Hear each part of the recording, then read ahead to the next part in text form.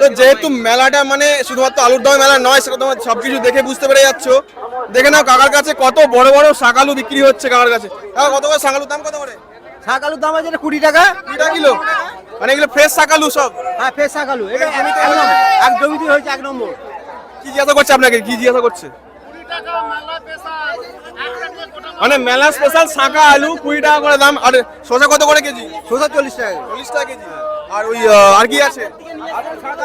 এই শাকালুগুলো কোথাকার শাকালু? এগুলো সব বাঁকুড়া থেকে আসা, বাঁকুড়া থেকে আমাদের। বাঁকুড়া থেকে? হ্যাঁ। আচ্ছা, এই দেখো কত বড় শাকালু দেখো দাদার হাতে।